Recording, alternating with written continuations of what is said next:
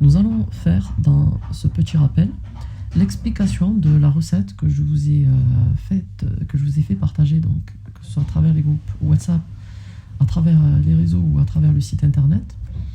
Cette recette donc qui s'intitule le planning alimentaire spécial immunité et qui a été mis en place dans le but justement de vous montrer comment est-ce que on peut équilibrer donc une alimentation qui est axée sur un remède naturel. Donc, quand bien même nous savons que nous devons manger équilibré, eh bien, ce qu'il faut savoir, c'est que les remèdes également, eux-mêmes, quand bien même ils sont naturels, doivent être équilibrés entre eux. Et cette recette a été mise en place donc, dans le but, justement aussi, de vous montrer qu'il y a diverses façons de procéder et que, quand bien même les aliments sont nombreux, les aliments bénéfiques sont nombreux ici pour l'immunité, eh bien, il faut savoir donc les adapter et pas forcément donc prendre un ensemble de remèdes qui seront désagréables à prendre et qui seront d'une difficulté pour la personne qui souhaite renforcer son immunité, qui souhaite prendre ce remède, qu'il soit en bonne santé ou qu'il soit malade. D'ailleurs, cela fait l'objet donc d'un chapitre dans le livre de l'authentique de la médecine prophétique de Ibn al-Qayyim al-Jawziyya, rahimahullah ta'ala. Et le titre il s'intitule donc Traitement sans contraindre les malades à consommer ce qu'ils détestent comme nourriture et boisson. J'ai reçu des questions de toutes parts, à travers lesquelles donc les personnes me demandaient si justement donc le remède naturel qu'ils ont préparé eux-mêmes donc pour l'immunité était bénéfique ou pas. Et dans ces remèdes-là, il y a des personnes donc justement qui ont mélangé donc un tas d'éléments naturels qui sont bien sûr connus comme étant bénéfiques, mais qui lorsqu'ils sont associés ensemble, eh bien, sont difficiles à prendre. Et je me souviens donc d'une personne qui m'a mentionné donc qui avait préparé un jus d'ail avec du gingembre, avec du citron si je me rappelle bien, avec de la nigelle et qu'est-ce qu'il avait rajouté? Il avait rajouté donc pas mal de composants qui sont forts et qui sont désagréables à prendre. Et sachez que le bénéfice ne réside pas forcément dans la quantité des produits ou dans le mélange donc de plusieurs produits qui sont reconnus pour avoir telle ou telle vertu, mais plutôt l'efficacité parfois et souvent réside donc dans la sagesse à travers laquelle les ingrédients ont été disposés. Et rappelons donc la définition de la sagesse comme l'a défini Shir Ibn Uthaymin rahimahullah ta'ala. Al-hikma wad'u shay ila mawdi'ihi, c'est le fait de mettre la bonne chose à la bonne place. Et dans le domaine de la santé et dans la préparation donc des remèdes qui sont naturels ou chimiques, mais là en l'occurrence ce qui nous concerne à nous, donc ce sont les remèdes naturels et les remèdes prophétiques, eh bien sachez que nous avons besoin donc de mettre chaque élément à la bonne place et donc de faire preuve de sagesse à ce propos-là. Nous devons donc faire preuve de sagesse. Chacun donc véhicule des remèdes qui ne sont parfois pas appropriés et qui revendiquent donc, où chacun revendique son remède comme étant le meilleur, alors qu'il ne s'agit pas de faire en sorte ou de proposer, de mettre en avant un remède comme étant le meilleur afin donc de valoriser donc son expérience ou autre, mais plutôt d'agencer les éléments de façon bénéfique. Et sachez encore une fois qu'il n'y a pas de remède type, qu'il n'y a pas de recette type, mais tout dépend donc de l'agencement des éléments. Nous allons donc vous faire l'explication du remède naturel que j'ai mis en place, donc qui est un planning alimentaire spécial immunité, qui est fait au cours d'une journée, à travers lequel donc on a réparti plusieurs ingrédients qui sont bénéfiques et qui sont agencés donc avec justesse, de façon à ce que le profit soit soit optimale. Alors le matin, tout d'abord, le conseil que je vous ai donné est de prendre un jus de citron, de préférence chaud, tiède, puisque les boissons froides de bon matin parfois peuvent être néfastes, peuvent être donc néfastes pour l'organisme.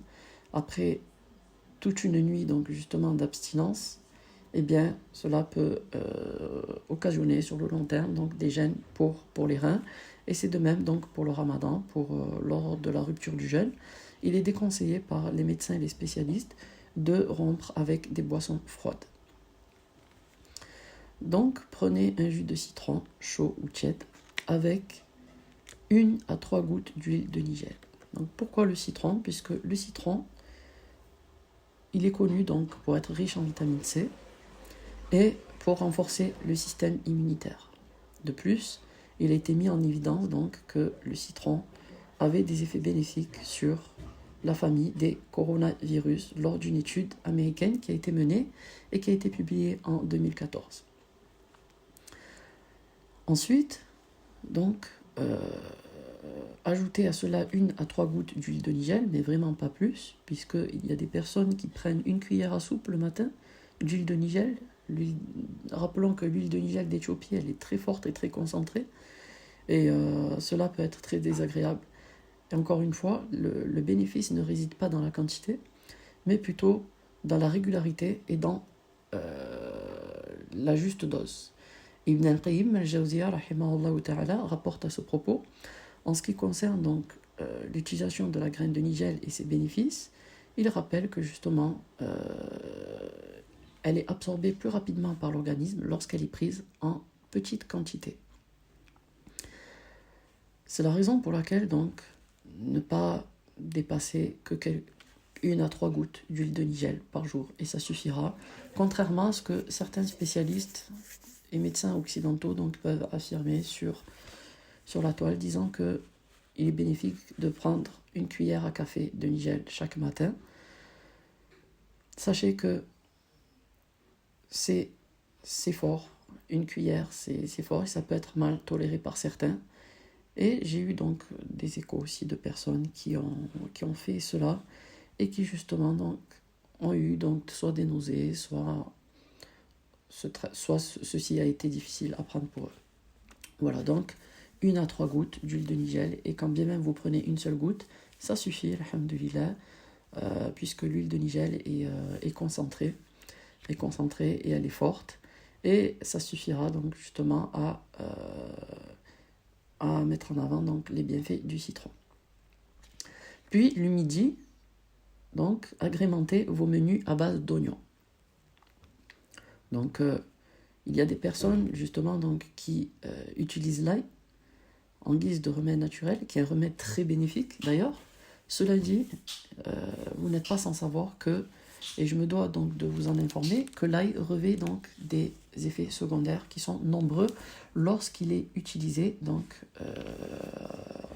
à titre donc de remède, que ce soit préventif ou curatif, tandis que lorsqu'il est utilisé donc dans le domaine culinaire, vu qu'il est utilisé en petite quantité, il ne revêt pas autant donc d'effets secondaires.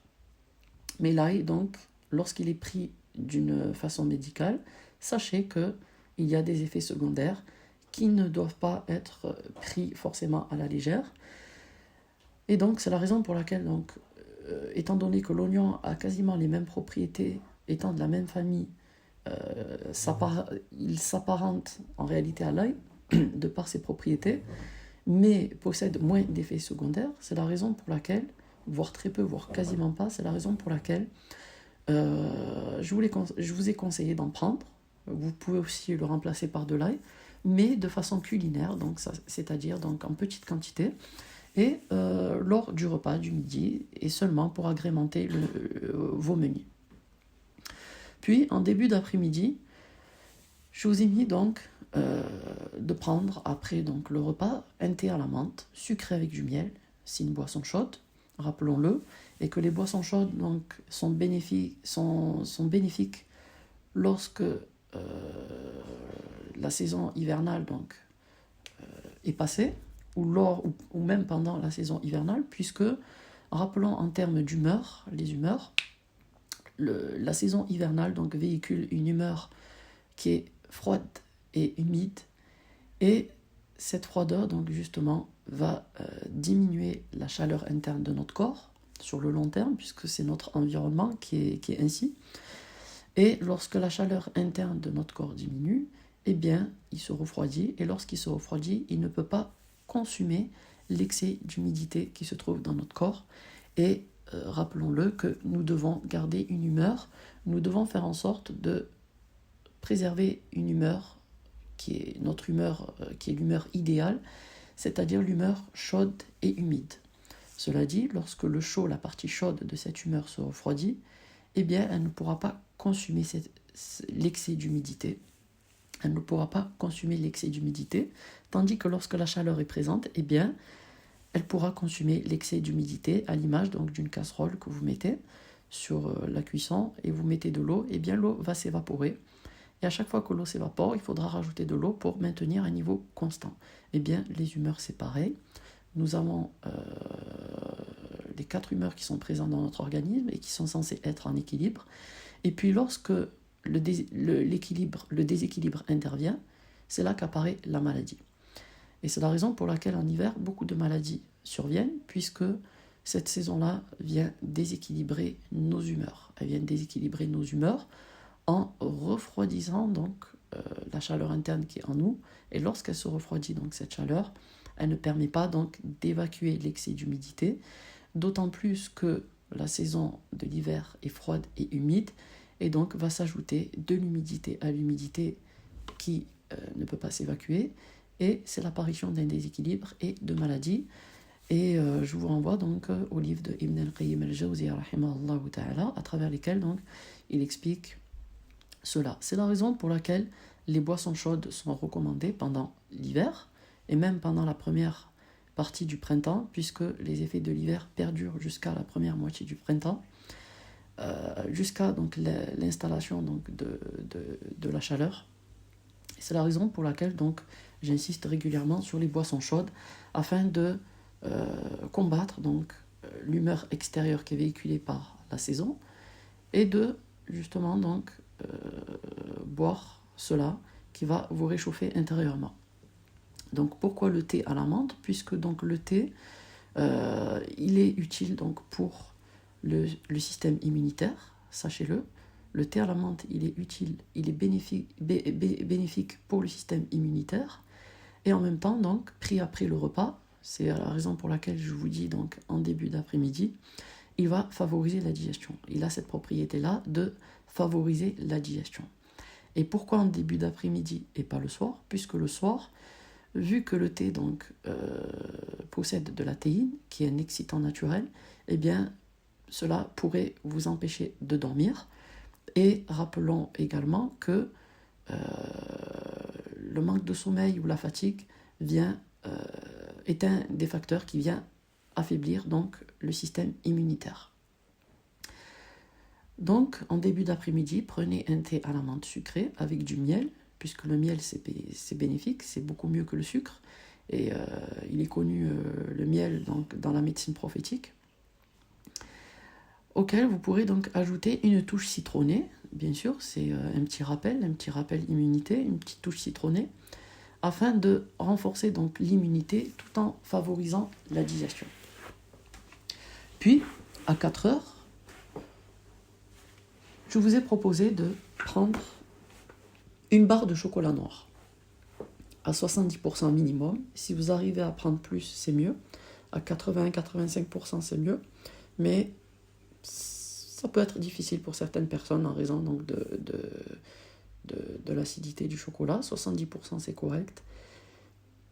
Ou plus, selon vos capacités. Pourquoi le chocolat? Donc cela vous étonne peut-être. Mais sachez que le chocolat, il est déjà tout d'abord riche en magnésium. Le chocolat noir, on parle du chocolat noir supérieur à 70%, 75%. Il contient donc une teneur non négligeable en magnésium.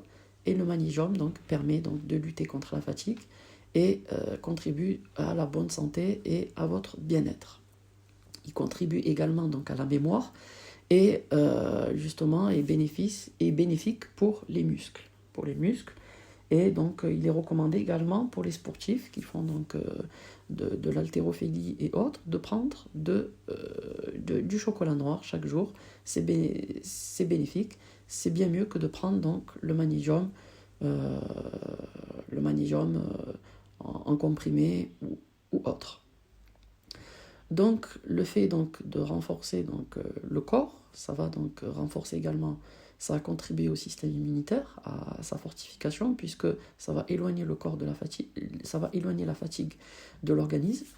Mais pour quelle raison aussi je vous l'ai conseillé, puisque il a une teneur en vitamine D. Le chocolat noir a une teneur importante en vitamine D, et sachez que la vitamine D a été mise en évidence donc dans l'immunité, et elle intervient directement dans la stimulation du système immunitaire. Lorsque l'organisme donc a détecté un ennemi, eh bien il va dresser une armée contre cet ennemi extérieur, afin donc de le détruire et de préserver votre état de santé.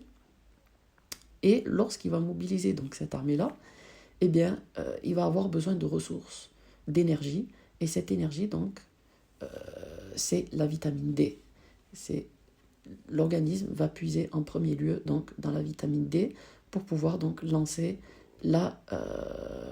l'attaque contre les éléments extérieurs nuisibles pour votre organisme, qui sont donc des éléments donc qui viendront donc vous causer du tort. Ensuite donc voilà, le chocolat aussi, donc je voulais, avant de passer donc à la suite, le chocolat aussi, je voulais placer, puisqu'il est beaucoup plus agréable à prendre pour certaines personnes, pour vous montrer en réalité qu'on peut se faire plaisir tout en ayant une bonne alimentation, et tout en justement prenant des aliments qui sont bénéfiques pour nous, pour notre immunité, surtout en cette période-là. Au repas du soir, donc, vous pouvez épicer vos repas à l'aide d'une pincée de thym ou ajouter des oignons, puisque le thym, il est connu donc pour l'immunité, pour le système immunitaire, il est très bénéfique. Et donc, au repas du soir, voilà, vous pouvez rajouter un rappel, donc immunité, en ajoutant des oignons. Par exemple, si vous avez pris de l'ail le repas du midi, vous avez épicé vos repas avec de l'ail, eh bien, inversez, mettez de l'oignon le soir, ou vous pouvez inverser comme bon vous semble. Le soir, avant de dormir, donc, diluez 3 cuillères à café de cannelle dans un verre d'eau chaude. Donc, inutile de vous rappeler les bienfaits de la boisson chaude. Et la cannelle, elle, c'est un puissant antiviral qui, justement, donc, a été utilisé, est utilisé actuellement, a été utilisé autrefois. Et elle a fait ses preuves, la cannelle, elle a fait ses preuves donc, dans le domaine des remèdes naturels, pour justement, que ce soit pour vos rhumes, angines, grippe, c'est bénéfique, et surtout donc aussi pour les virus, c'est très bénéfique par la permission d'Allah Azza wa Jal. Donc le soir, vous le prenez comme justement, donc vous prenez une boisson chaude et vous diluez 3 cuillères à café de cannelle comme si c'était du chocolat. Vous remuez et vous sucrez avec du miel afin de passer une bonne nuit par la permission d'Allah Azza wa Jal. Donc à la fin, je vous ai indiqué qu'il est bon de varier entre les sources de vitamine C.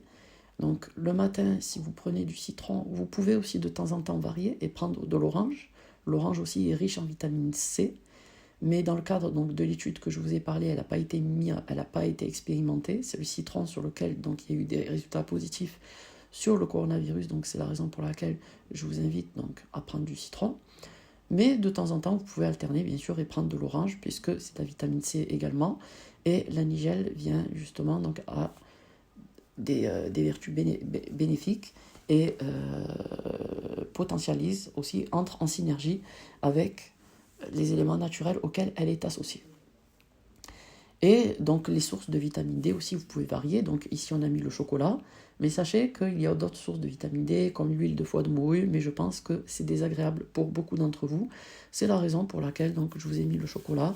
Et tout ça aussi pour vous envoyer un message et vous faire comprendre que on peut donc avoir un traitement, donc un remède naturel qui est très agréable à prendre et très efficace sans pour autant se faire souffrir avec des jus mixés avec de l'ail, du gingembre, avec de la nigelle, tout mélangé, avec que les personnes prennent le matin et qui justement se torturent avec. Voilà, donc je ne remets pas en cause donc, le bénéfice de ces éléments-là, mais ce que je suis en train de vous dire, c'est tout simplement donc de faire en sorte que les remèdes soient agencés d'une façon sage et intelligente afin que le profit et le bénéfice soient grands par la permission d'Allah Azza wa Jal. Donc je vous remercie de votre attention. Barakallahu fikum. Et encore une fois, donc c'est pas une recette imposée, mais c'est plutôt une recette proposée. Et chacun, il peut justement donc utiliser ce dont il a l'habitude de prendre. Simplement, pensez à les agencer de façon correcte et convenable afin de profiter au mieux donc de vous remettre santé